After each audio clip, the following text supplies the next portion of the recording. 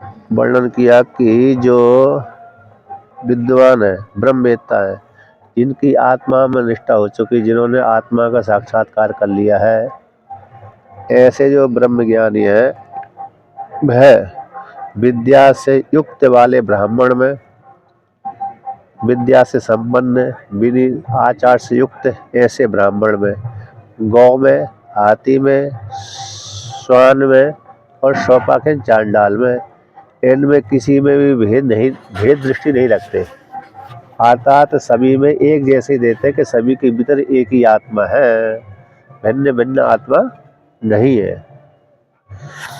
हाँ, लेकिन लौकिक व्यवहार तो अलग अलग रहेगा, व्यवहार में तो अलग अलग भेद रहेगा, क्योंकि व्यवहार तो अलग अलग किया जा सकता है, एक जैसा व्यवहार नहीं कर सकते। जैसे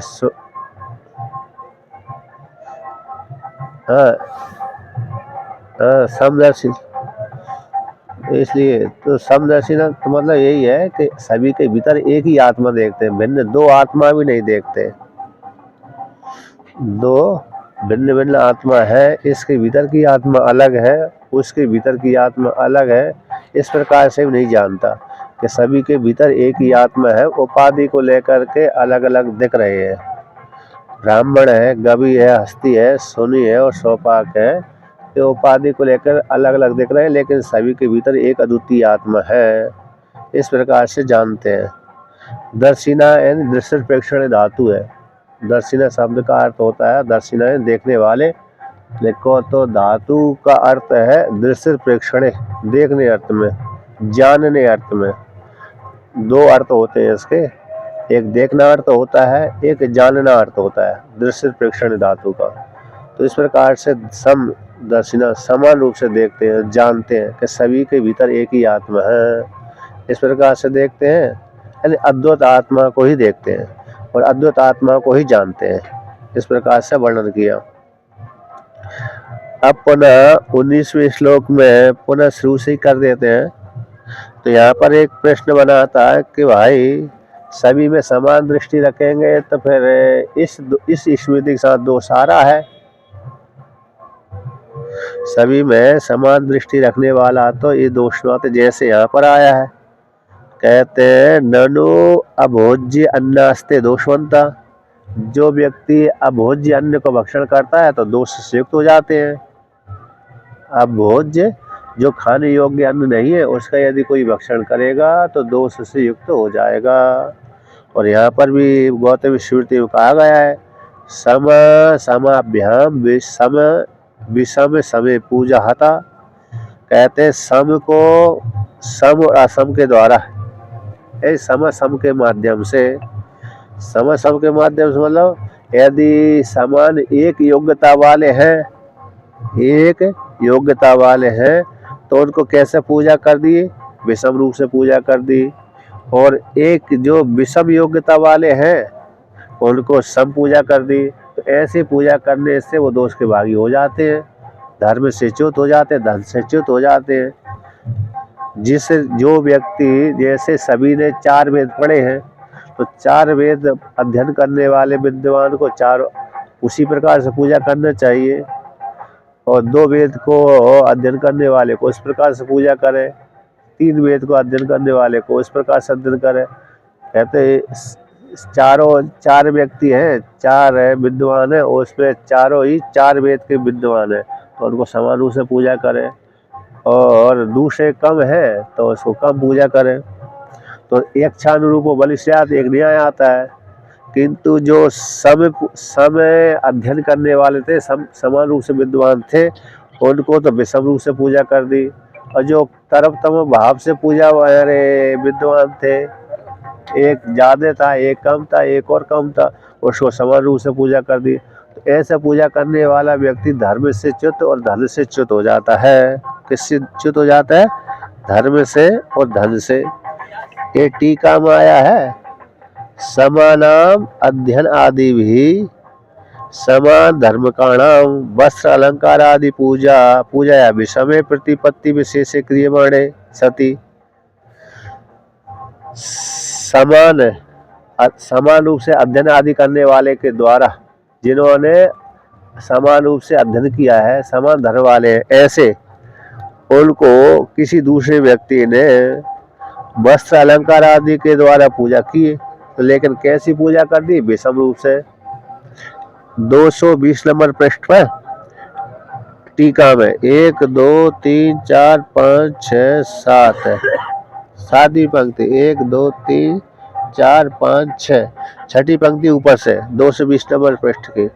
समान समानाम अध्ययन आदि भी, जिन्होंने समान रूप से अध्ययन किया है ऐसे उनके लिए समान धर्म का नाम, जो समान धर्म वाले हैं, एक जैसे विद्यमान है, उनको वस्त्र अलंकार आदि पूजा के द्वारा, वस्त्र अलंकार आदि के माध्यम से उसकी पूजा करी। तो पूजा कैसी कर दी? विषमे प्रतिपत्ति विशेष से, विषम रूप से कर दी।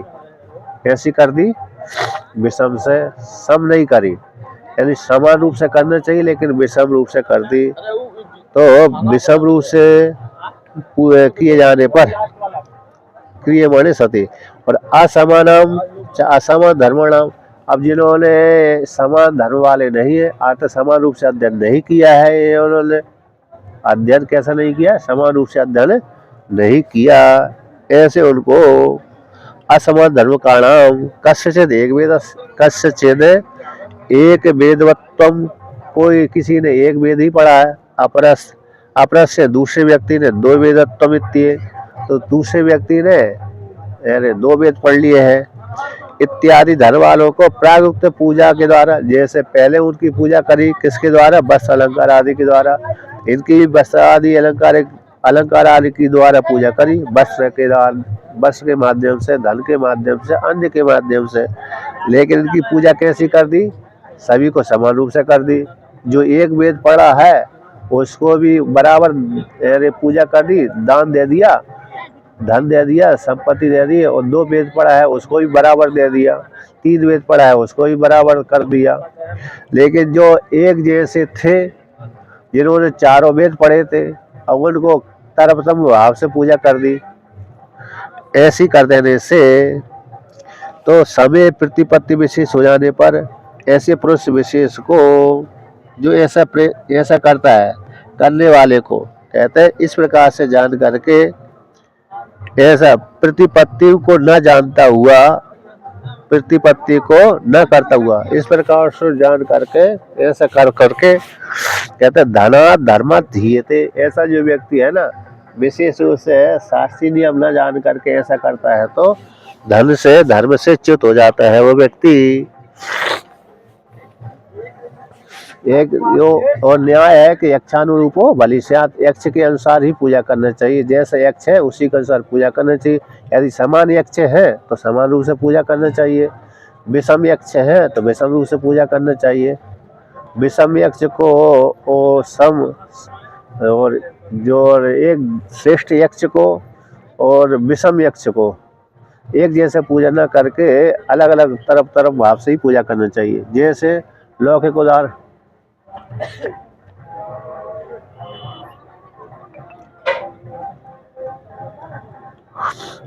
हाँ मतलब श्रेष्ठ जैसे अरे हो गया ना, जैसे लौकिक उदाहरण है, जैसे महाराज जी है हमारे, है ना, अब महाराज जी की हम विशेष पूजा करेंगे, अब उनके महाराज जी की शिष्य आए, उनके कम पूजा कर दिया, हो गए ना। जो गुरु आचार्य गुरु है, आचार्य है, अब तो उसी के जैसे अन्य आचार्य है, हमारे गुरु जी जैसे अन्य आचार्य है, उन्हीं की समान पूजा कर दिया, ऐसा होता है। जैसे आप दूसरे बार यज्ञ में ले लीजिए, चलो यहाँ तो लौकिक व्यवहार हो गया, ये तो लौकिक व्यवहार को लेकर के है, लेकिन जो यज्ञ को लेकर के आता है यहाँ पर, तो किसको लेकर के? यज्ञ को लेकर के। तो यज्ञ को लेकर के, तो यज्ञ में भाई समान रूप से, जैसे 4 ऋत्विजों, एक यज्ञ में 16 ऋत्विज क्या किए जाते हैं? वर्ण किए जाते हैं। एक यज्ञ में जो 16 ऋत्विज वर्ण किए जाते हैं विशेष, तो उनमें से जो प्रधान ऋत्विज होते हैं उनको समान पूजा करनी पड़ती है।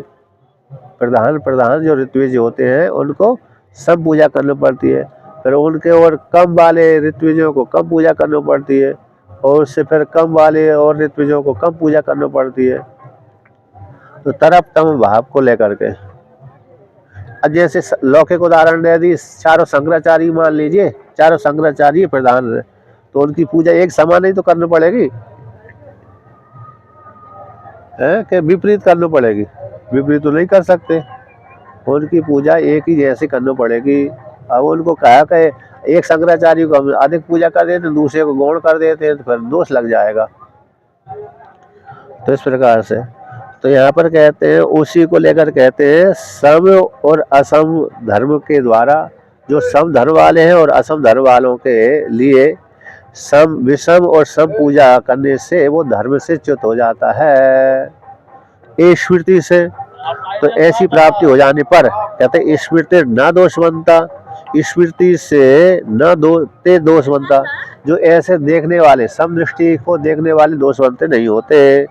स्मृति कौन सी स्मृति? गीता स्मृति में जो वर्णन किया, जो इस प्रकार से देखता है, किस प्रकार से जानता है कि सुनी चैव स्वपाकेचा पंडित समदर्शिना।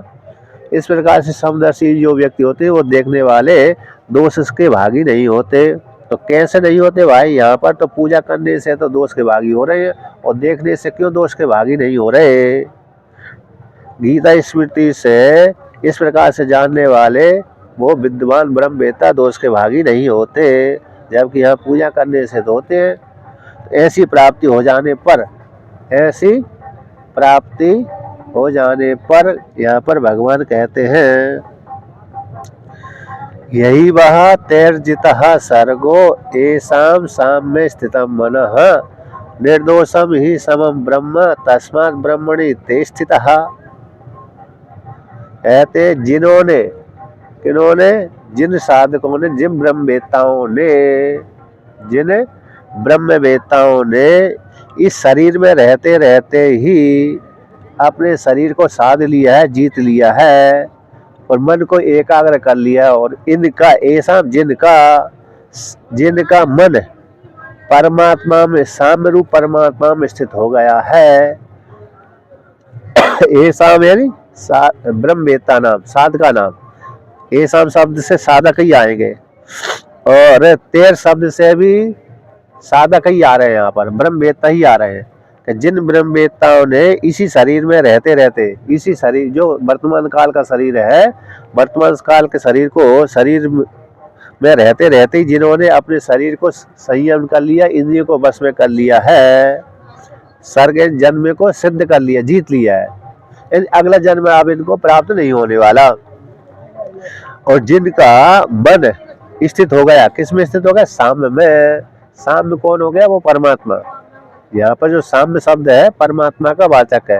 परमात्मा में जिसका मन लग गया, स्थित हो गया है, ऐसे अधिकारी, ऐसे जो ब्रह्मवेत्ता हैं, वो कहते हैं निर्दोषम ही समम ब्रह्म।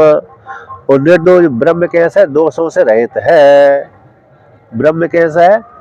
दोषों से रहित है। ऐसे वो दोष से रहित ब्रह्म को जिन्होंने अपरोक्ष साक्षात्कार कर ली है, तस्मात् ब्रह्मणि तेजता, ऐसे उस ब्रह्म में ही स्थित हो गए। ऐसे उस ब्रह्म को जानने वाले विद्वान में कोई भी दोष की प्राप्ति नहीं होती। जिनका मन परमात्मा में लग चुका है, ऐसा जो परमात्मा कैसे दोषों से रहता है, काम क्रोध लोभ मोह आदि कोई भी दोष नहीं, असंग हो या पुरुष, ये श्रुति है, क्योंकि वह ब्रह्म रूप जो पुरुष है असंग है, दोषों से रहता है। ऐसे उस दोषों से रहित परमात्मा में वे स्थित है। कौन? ब्रह्मवेत्ता। तो ब्रह्मवेत्ता फिर जब इस प्रकार सम देखने वाले ब्रह्मवेत्ता को किसी प्रकार के दोष की प्राप्ति नहीं होती। इस प्रकार से वर्णन किया जो यहाँ पर है।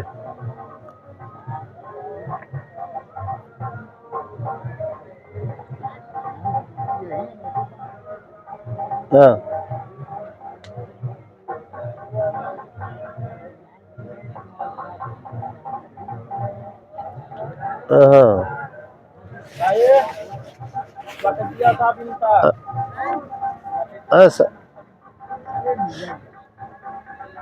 हाँ, सभी में आत्मा को ही देखते हैं। कितने नंबर का है? छठे अध्याय का 32वां।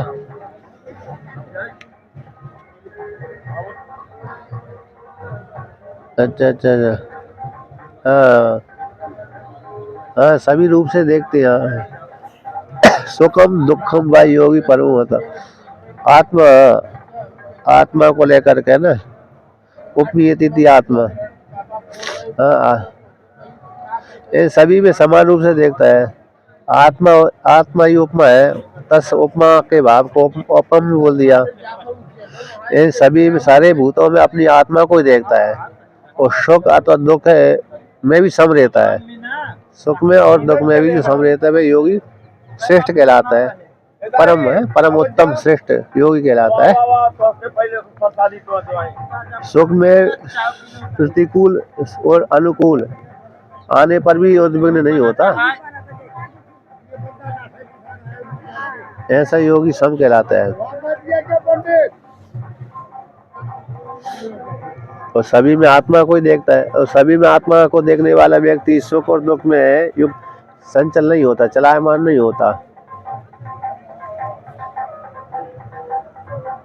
अब आगे कहते हैं कि यही बात जीवद भैर एव ते ही समदर्शी भी पंडित है जितो बसी करता सर्गो जन्म एसाम साम्य सर्वभूतेषु ब्रह्मणि समभावे स्थितम निश्चलम निश्चलीभूतम मनो अंतकर्म निर्दोषम, के यहीं पर, यहीं पर ही,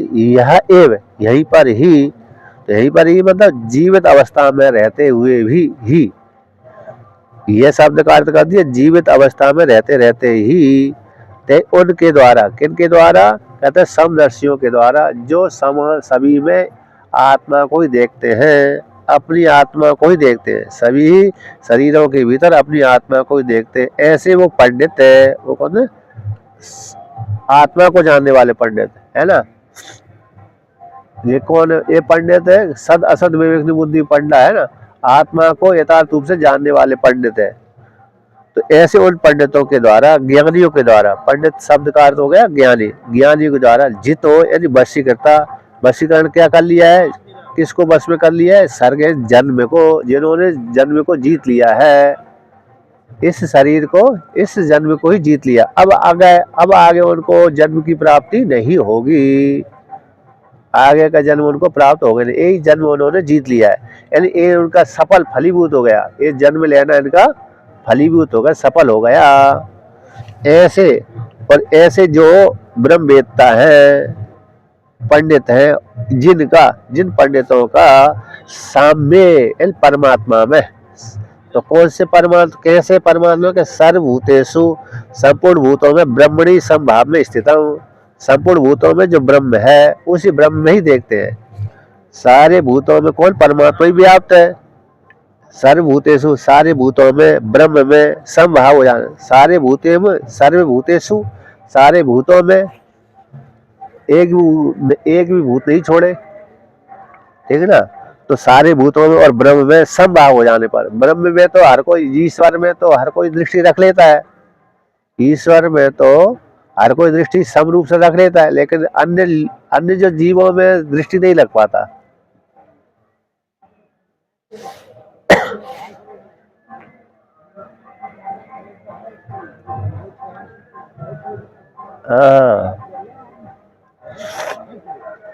हाँ, तो अपने में ही ब्रह्म देखेगा पर कोई किसी में विरोध हो ही नहीं सकता है।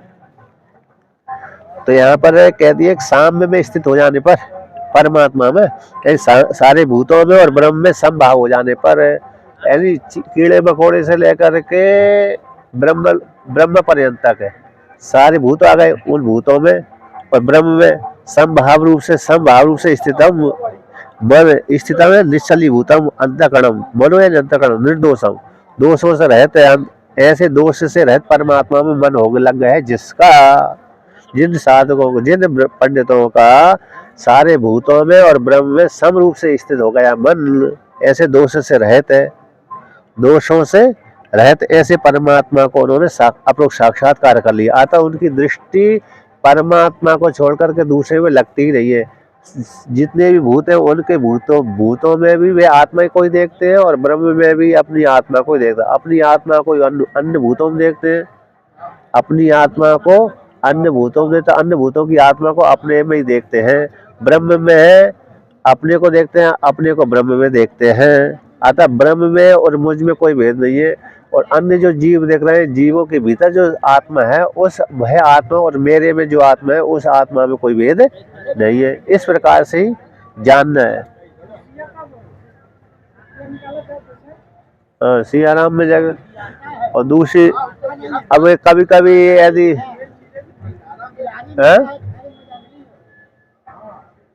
अवैध दर्शन इसी कह रहे हैं, अवैध दर्शन इसी प्रकार से ही होता है कि किसी भी जीव में है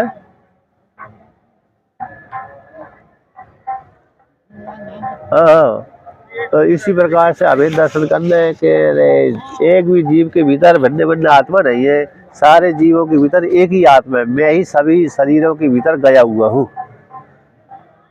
जितने भी जीव, भले ही लौकिक व्यवहार में भेद हो उसमें कोई समस्या नहीं है, लौकिक व्यवहार में तो भेद ही चलेगा, लेकिन पारमार्थिक दृष्टि से उनमें जो आत्मदृष्टि है उसमें भेद नहीं रखना चाहिए।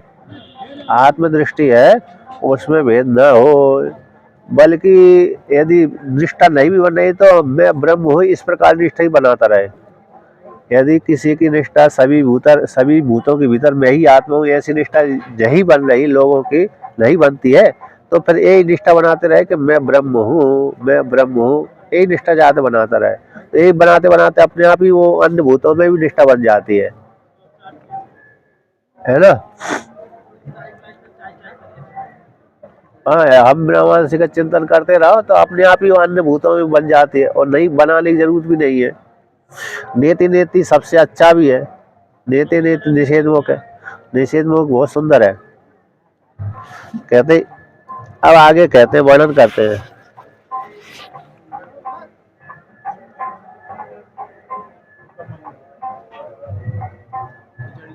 हाँ, अब विधि मुख हो जाए, सभी में व्याप्त करना तो विधि मुख हो गया, सभी का खंडन करना निषेध मुख हो गया।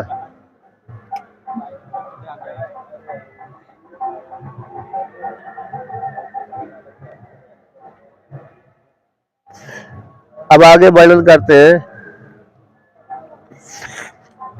कहते यद्यपि दोष वस्तु स्वपाकादिषु मूढ़ ही तद्दोषैर दोषवद इव विभाव्यते, तथापि तद्दोषैर अस्पृष्टम इति निर्दोषम दोषवर्जितम ही यस्मात् न अपि स्वगुण भेद भिन्नम निर्गुणत्वात् च निर्गुणत्वात् चैतन्यस्य। तो यहाँ पर कहते हैं यद्यपि दोष वाले जो स्वपाक आदि है, तो स्वपाक आदि दोष वाले में गुणों के द्वारा कहते हैं ये तो दोष वाले हैं, तो उन दोषों से युक्त होकर के आत्मा में आरोप कर देते कि इनकी आत्मा भी दोष से युक्त है। कैसी है? इनकी जो आत्मा है वह भी दोष से युक्त है, ठीक है ना। यदि यहाँ पर दोष वाले स्वपाक आदि में मूढ़ों के द्वारा, स्वपाक मतलब स्वान आदि हो गया, तो स्वान आदि को व्यक्ति स्पर्श नहीं करता है तो हाथ पैर धोता है, धोना पड़ती है। तो इसमें जैसे इनको हाथ पैर धोना पड़ती है, स्नान करना पड़ती है, इनको छूने से स्वान के छूने से क्या करना पड़ती है? स्नान आदि करना पड़ती है।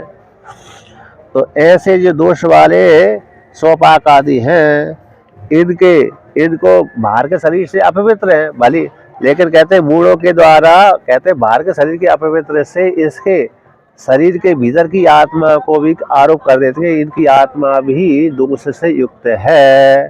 कैसी है? दोष से युक्त है। मूढ़ तद दोष है दोषवत इव विभावते, दोष के समान जानते हैं, लेकिन तथापि फिर भी जो ब्रह्मवेत्ता है कि तद दोषों से, ब्रह्मवेत्ता कहते हैं, ब्रह्मवेत्ता और आत्मा दोनों ही कहते हैं तद दोष अस्पृष्टम इति, वह आत्मा तो कैसे इस दोषों से भिन्न, दोषों से युक्त नहीं होती। अज्ञानियों के द्वारा तो जैसे स्वान आदि अस्पृष्ट यानी दोष वाले होते हैं, स्पर्श के विषय नहीं होते, तो स्पर्श के दोष से युक्त हो जाने के कारण उनको क्या करते हैं? दूर भगाते हैं। तो उन शरीर के दोष से आत्मा को भी दोषी बना देते हैं। तो आत्मा को दोषी बना देने के कारण तो दोषी जैसी आत्मा को मानते हैं, लेकिन फिर भी आत्मा उन दोषों से युक्त नहीं होती। आत्मा किन दोषों से युक्त नहीं होती? यानी शरीर के दोषों से युक्त नहीं होती। ठीक है ना। तद दोषेर अस्पृष्टमिति, उन दोषों के द्वारा। किसके दोषों के द्वारा? यानी जो बाहर के शरीर के दोषों के द्वारा। बाहर का जो शरीर है, श्वान का जो बाहर का शरीर है, अन्य का जो हाथी आदि का जो बाहर का शरीर है, उन शरीरों के दोषों से आत्मा संबंधित नहीं होती।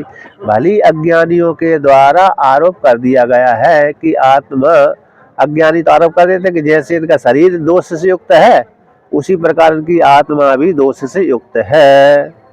तो दोषवद ई विभावते, दोष के समान जानते हैं, विभावते जानते हैं, आरोप कर देते हैं, तथापि फिर भी आत्मा उन दोषों से युक्त नहीं होती। इसलिए आत्मा कैसी निर्दोषों में दोष से वर्जित है। ही यानी ऐसा जिस कारण से नापी, कहते सो गुण भेद भिन्नम, कहते आत्मा अपने आत्मा का जो गुण है उस गुण को छोड़ती नहीं है, त्यागती नहीं है। क्यों? आत्मा निर्गुणत्वात्, आत्मा कैसे गुणों से रहित है। चैतन्य की जो आत्मा है, चैतन्य रूप जो आत्मा है, वह किसी भी गुणों को ग्रहण नहीं करती और 100 गुणों के भेद को खंडन नहीं करती, नष्ट नहीं करती। उसमें जो स्वभाव है आत्मा चैतन्य का, जो स्वभाव उस चैतन्य का, वह चैतन्य अपने स्वभाव को त्यागता नहीं है, क्योंकि उसमें हेतु दे दी निर्गुणत्वाद। अब निर्गुण है तो पर कैसे दोषों से युक्त होगी आत्मा? आत्मा किसी भी प्रकार के दोष से युक्त नहीं होती, क्योंकि निर्गुण होने से। चैतन्य चैतन्य चैतन्य का, चैतन्य अपने गुणों के त्यागता नहीं है, है ना। चैतन्य का निर्गुण होने, चैतन्य को निर्गुण होने से, हाँ, तो 100 गुणों के भेद को, 100 गुण के भेद को भिन्न नहीं कर पाती, त्यागती नहीं है। चैतन्य का 100 गुण विशिष्ट, चैतन्य का जो 100 गुण विशेष विशिष्टत्व में चैतन्य है, नहीं, उसमें चैतन्य है ना, चैतन्य यहाँ का अन्वय इससे हो जाएगा। चैतन्य का जो 100 गुण भेद भिन्न है उसको कभी त्यागती नहीं है, इसके साथ अन्वय हो। उसमें हेतु है निर्गुणत्वात् है। चैतन अपने स्वभाव को, 100 गुण का अर्थ हो गया स्वभाव, चैतन अपने स्वभाव को कभी भी त्यागता नहीं है। चैतन रूप जो आत्मा है अपने स्वभाव को कभी त्यागती नहीं है। क्यों? उसमें हेतु है निर्गुणत्वात्, वह आत्मा चैतन रूप जो आत्मा है कैसे? निर्गुण होने से। अब निर्गुण होने से तो फिर गुण है ही नहीं, तो फिर दोष कहाँ से लगेंगे? निर्गुण होने के कारण उसमें दोष लगते ही नहीं है आत्मा में। कहते बक्षति चा, भगवान आगे कहेंगे बक्षति, कहाँ पर कहेंगे? तो यहाँ पर कहेंगे चैतन्य, यहाँ पर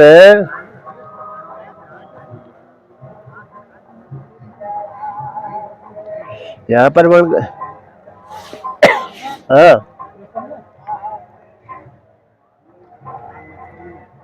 अच्छा,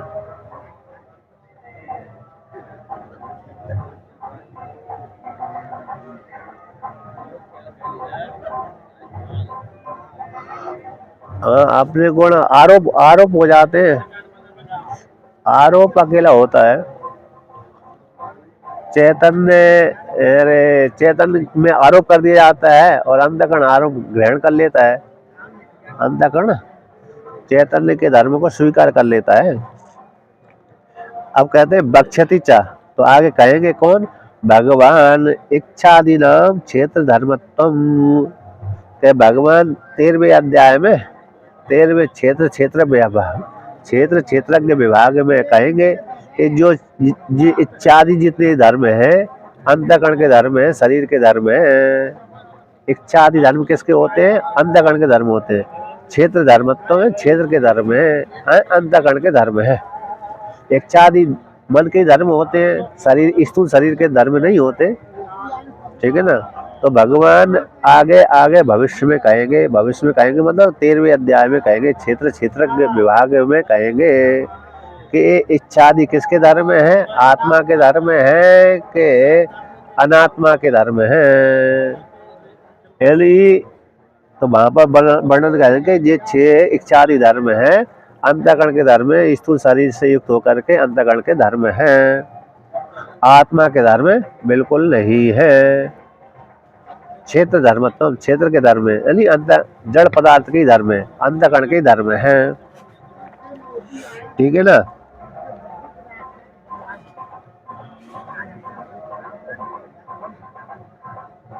है गीता का नहीं है कौन 13वां 21 का श्लोक नहीं है?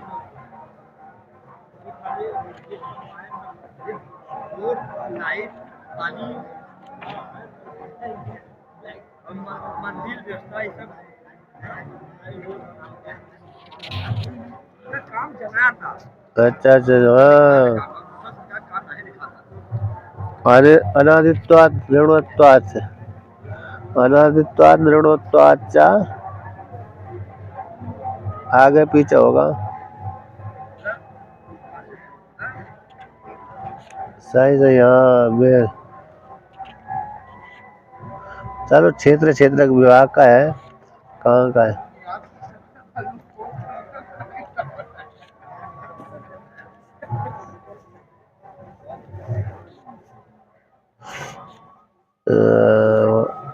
अमानितम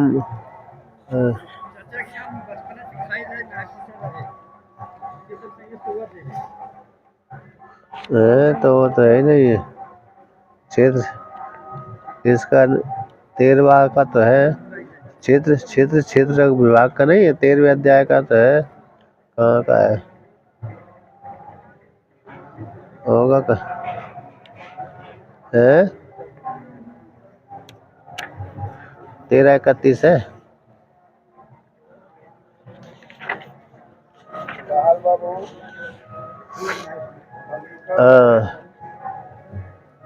पे 31-21 की जगह हाँ सही सही। तो देखिए है मैं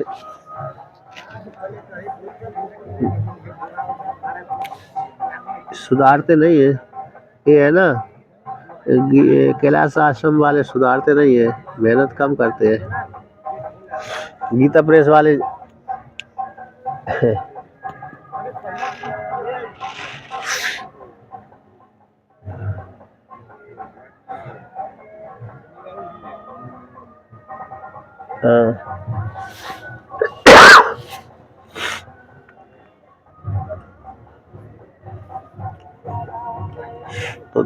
तो देखिए तो यहाँ पर इस 13वें अध्याय में है ना क्षेत्र क्षेत्र के विभाग ये है वाले अध्याय में भगवान कहेंगे कि ये इच्छादि किसके धर्म है, आत्मा के धर्म है कि अनात्मा के धर्म है?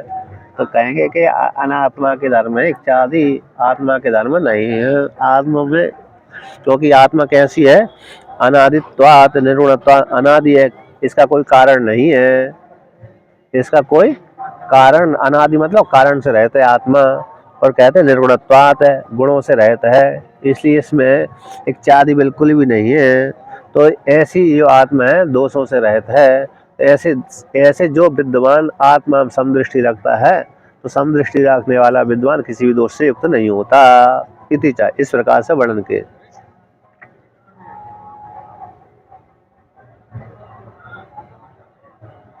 हाँ नहीं अरे ये भी नहीं मानते ना, सांख्य मत वाले, सांख्य है और योग है, सांख्य योग और वेदांत, तीन आत्मा हम नहीं मानते।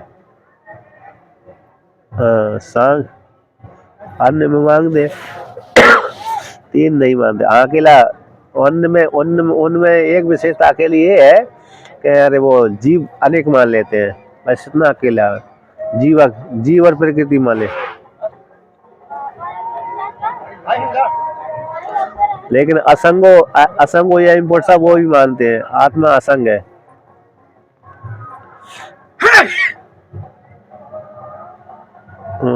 अब आगे कहते हैं अब ये कहते हैं कि आत्मा में विशेष को लेकर के भेद हो जाए, आत्मा में विशेष को लेकर कैसे हो जाए, भेद हो जाए।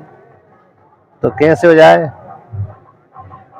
गुण दोषवाद, कहते गुण दोष से बसात आत्मनो भेद अभावे भी भेदो अंत विशेषेभ्यो भविष्यति थी। कहते हैं गुण दोष को लेकर के आत्मा में भेद न होने पर भी नैयायिकों के द्वारा ये अंतिम जो विशेष होता है पदार्थ, द्रव्य गुण कर्म सामान्य विशेष समवाय अभाव, द्रव्य गुण कर्म सामान्य विशेषा, द्रव्य गुण कर्म सामान्य विशेष अभाव और समवाय, 7 पदार्थ होते हैं। तो उसमें 7 पदार्थों में से एक विशेष पदार्थ आता है, विशेषण भेद है। जैसे एक शरीर दूसरे शरीर के साथ भेद हो गया, दूसरे का तीसरे के साथ भेद हो गया, तीसरे के साथ चौथा भेद हो गया। तो उस वैसे से गए तो न्याय में तो उसमें से जो विशेष है, विशेष को लेकर के आता है। तो जैसे नैयायिकों के मध्य में विशेष पदार्थ होता है, विशेष पदार्थ को लेकर के अलग अलग एक वस्तु दूसरे वस्तु से भिन्न हो जाती है। उसी प्रकार से विशेष को लेकर के आत्मा में भेद हो जाए, इति मान लिया जाए। इति चेत, ऐसा कहो तो कहते नापि अंत्या जो विशेष है, नापि अंत्या विशेष आत्मनो भेद का संति प्रति शरीरम तेषां सत्वे प्रमाण अनुपत्तिर अतः समम ब्रह्म एकम च तस्मात् ब्रह्मणि एव ते स्थितः से तस्मात् न दोष गंध मात्रम अपि तान स्पृशति। कहते हैं जो नैयायिक मानते थे कि अंत जो विशेष है उससे आत्मा का भेद हो जाएगा, कि ऐसी बात नहीं है। आत्मा को भेद करने वाले विशेष आत्मा का भेदक है, अंत जो विशेष नहीं है। तो अंत जो विशेष है आत्मा का भेदक भेद कहाँ नहीं है, क्यों नहीं है? कि प्रत्येक शरीर में तेसा उन विशेषों का सत्य होने में प्रमाण, सत्य उनके सिद्ध होने में, प्रत्येक शरीर में तेसा उन विशेषों का अलग, प्रत्येक शरीर में आत्मा अलग अलग है विशेष को लेकर के, इसमें कोई प्रमाण सत्य रूप से प्रमाण सिद्ध नहीं है। प्रमाण की उत्पत्ति नहीं होती है, सत्य रूप से प्रमाण की उत्पत्ति नहीं होती। कि प्रत्येक शरीर में आत्मा भिन्न भिन्न है, ऐसे प्रमाण की उत्पत्ति नहीं होती। उनके सत्य में विशेष अंत विशेष क्यों लेकर के प्रत्येक शरीर में आत्मा अलग अलग है, इसमें कोई प्रमाण की उत्पत्ति नहीं होती। क्योंकि प्रमाण तो कौन है? वेद है। वेद ऐसा कोई कहता ही नहीं है कि भाई प्रत्येक शरीर में आत्मा भिन्न भिन्न है। प्रत्येक शरीर में यदि आत्मा भिन्न भिन्न होती तो वेद कहता। अब वेद ने तो कहा ही नहीं कि प्रत्येक शरीर में आत्मा भिन्न भिन्न है। तो वेद ने तो यही कहा है कि सारे शरीर के भीतर आत्मा एक ही है, एक है, अद्वितीय है। एको हम अद्वितीय, नेहा नानास्ति किंचन, ये श्रुति कह देती है एको हम अद्वितीय है और नेहा नानास्ति किंचन, मैं एक हूँ, अकेला हूँ। और नाना नाम का जो जगत है बिल्कुल भी नहीं है, ये मिथ्या है, कल्पित है। इस प्रकार से तो इसलिए और प्रत्येक शरीर में आत्मा भिन्न भिन्न, इसमें कोई प्रमाण नहीं है। और अंत का भी जो विशेष है उसका है नाना नाम का जगत बिल्कुल भी नहीं है। उपाधि को लेकर दिख रहा है, वो तो उपाधि से रहते आत्मा, उपाधि से रहते आत्मा से भिन्न कोई दूसरा है ही नहीं है। अतः उनके विशेष आत्मा को अलग अलग शरीर में आत्मा मानने में कोई प्रमाण नहीं है कि नहीं? और शरीर को लेकर के अलग अलग आत्मा हो जाए, विशेष को लेकर के एक छोटी आत्मा, एक बड़ी आत्मा, एक चीटी आत्मा, एक चीटी की आत्मा, एक बड़ी उसकी आत्मा, हाथी की आत्मा, अलग अलग तो दिख रही है। एक देवता की आत्मा है, एक अन्य की आत्मा है। तो विशेष हो जाए, विशेष को लेकर के आत्मा भेद हो जाए तो कहते हैं न, इसमें कोई प्रमाण नहीं है। सभी के भीतर एक ही आत्मा है। उपाधि को लेकर देवता, उपाधि को लेकर के अलग अलग दिख रहे हैं, बस उपाधि से रहे तो एक ही है। इस प्रकार से वर्णन उपाधि को लेकर के अलग अलग दिख रही है, उपाधि से रहे तो एक ही आत्मा है। इस प्रकार से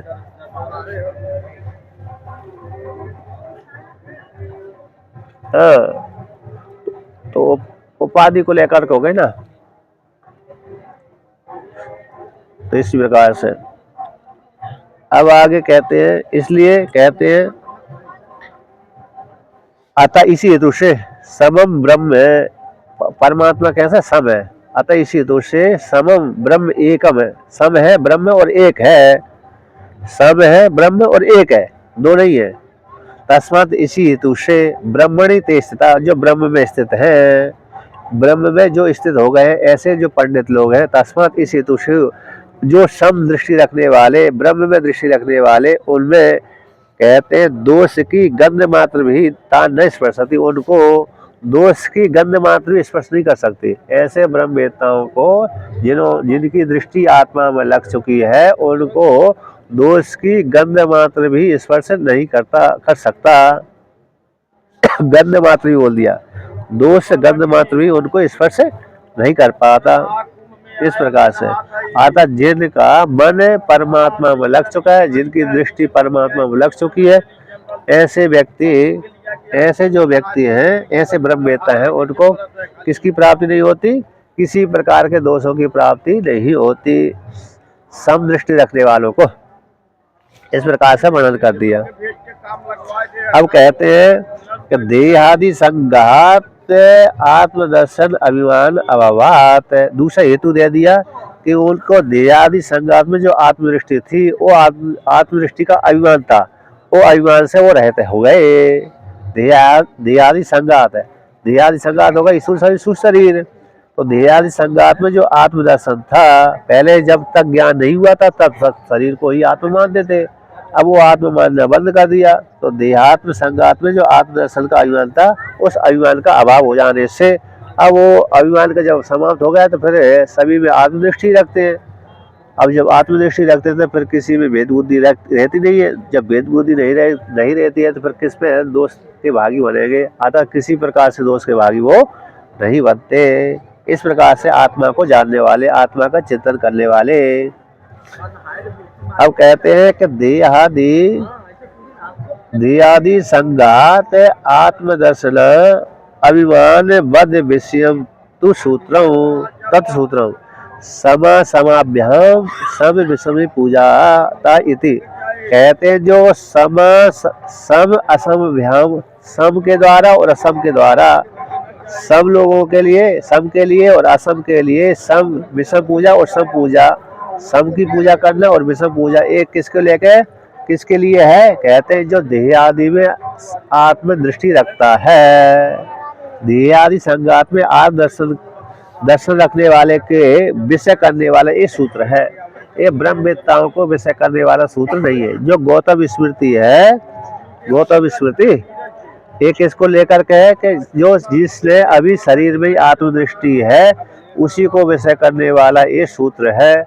जिसकी आत्मा में दृष्टि नहीं लगी है, देहादि संघात में ही, देहादि संघात को ही आत्मा जानता है, तो ऐसे देहादि संघात में आत्मदर्शन का अभिमान वाले को विषय करने वाला ये सूत्र है, न कि आत्मा को विषय करने वाला। आत्मा को जिसने विषय की, आत्मा में दृष्टि लग गई है जिनकी, आत्मा में दृष्टि लग गई है जिनकी, उनको विषय करने वाला ये सूत्र नहीं है।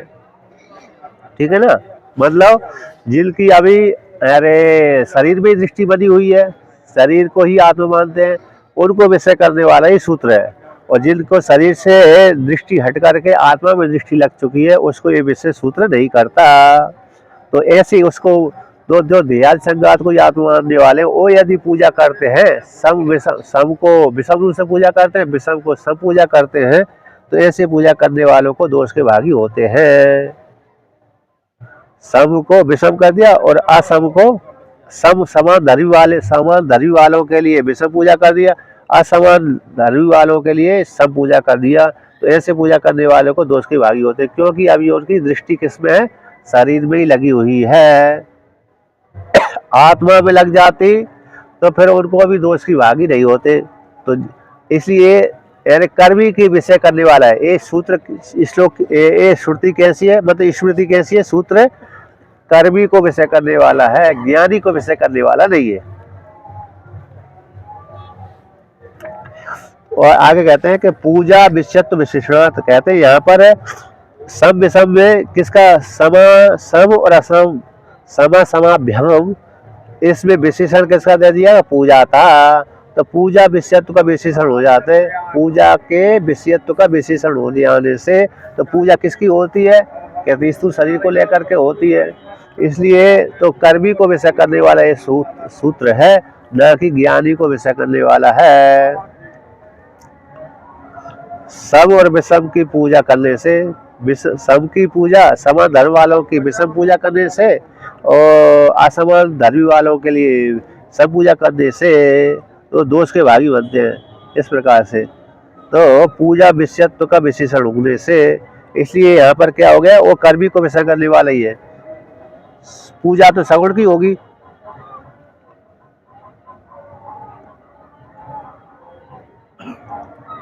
हाँ, मतलब कर्मी को विषय करने वाला श्लोक है ये जो स्मृति है, सूत्र है, एक कर्मी को विषय करने वाला है, ना कि ज्ञानी को विषय करने वाला है। दृश्यते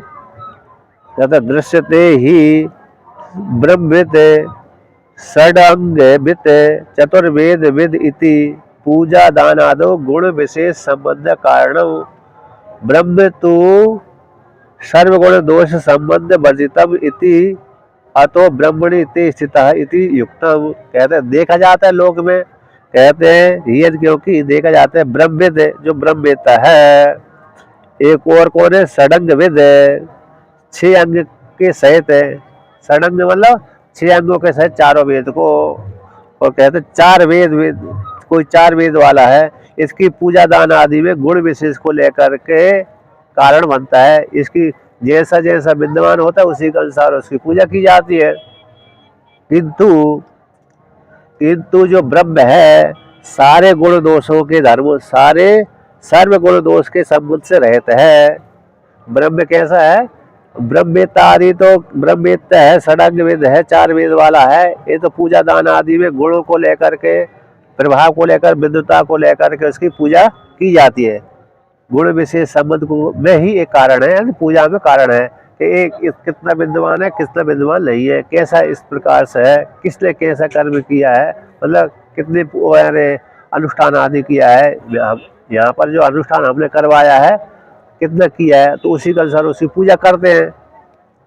किसी ने अनुष्ठान करवाया ना, तो अनुष्ठान करवाया तो उसको अनुष्ठान के अनुसार ही उसको दक्षिणा देते हैं यजमान, तो उसी प्रकार से उसकी दक्षिणा दी जाती है। तो उस वो गुण को लेकर के, उसके मेहनत को लेकर के, उसकी अन्न को लेकर के उसकी पूजा की जाती है, लोक में देखी जाती है। किंतु जो ब्रह्म है वो तो सारे गुण दोषों से रहता है। ब्रह्म कैसा है? सर्व गुणों के दोषों के, सारे गुणों जितने भी गुण हैं उन गुणों के जो दोष है उन दोषों के संबंध से रहता है। अतः इसी हेतु से ब्रह्मणि ते स्थित, जो ब्रह्म में स्थित हो गए, ब्रह्मवेत्ता पंडित है, वो सारे दोषों से रहित हो जाते हैं। ते स्थित, अभी स्थित ब्रह्म में स्थित है और सारे दोषों से रहते हैं। अतः ब्रह्म जैसे दोषों से रहता है उसी प्रकार से ब्रह्मवेत्ता भी, पंडित भी, जो ब्रह्म ज्ञानी आत्मा का चिंतन करने वाले हैं, वो भी सारे दोषों से रहित हो जाते हैं। उनमें को किसी प्रकार का दोष की प्राप्ति नहीं होती। कर्मी विषयम च समाभ्याम इत्यादि इदम तु समत्व दर्शनम सर्व कर्म संन्यासी विषयम प्रस्तुतम सर्व कर्माणि मनसा इति आरभ्य अध्याय परिसमाप्ते। कहते हैं कर्मी विषयम, ये जो समाभ्याम इत्यादि जो वाक्य कर्मी को विषय करने वाला है इत्यादि, किंतु कहते इत्यादि, किंतु यह जो समत्व दर्शन है, समत्व दर्शन कैसा है? सर्व कर्म संन्यास विषय वाला है।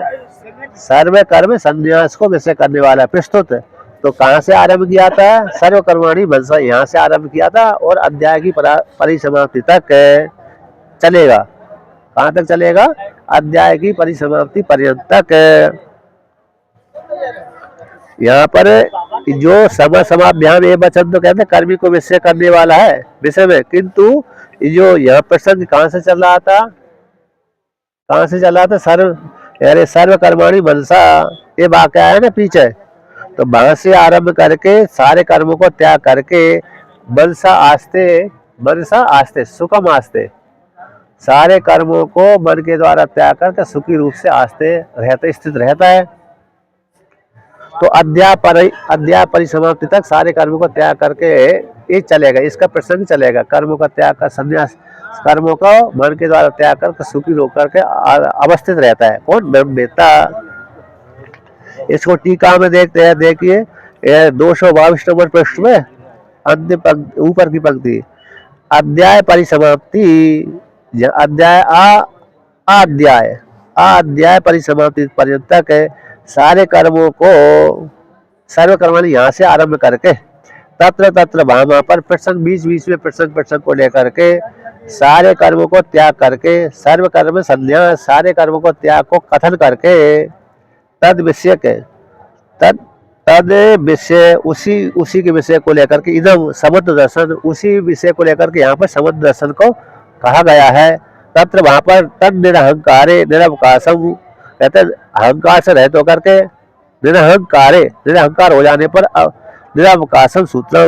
तो ये सूत्र है ना, कौन सा सूत्र है? यानी समाभ्याम, इसका कोई अवकाश प्राप्त होता ही नहीं है।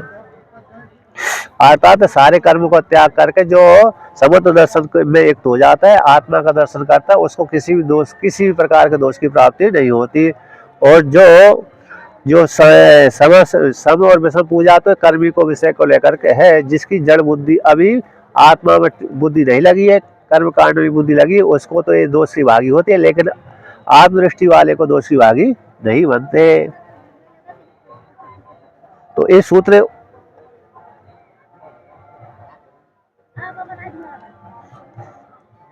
लेकिन उसको वही त्याग करे जिसकी वेदांत में निष्ठा हो, है ना। वेदांत में निष्ठा नहीं है तो न कर त्याग।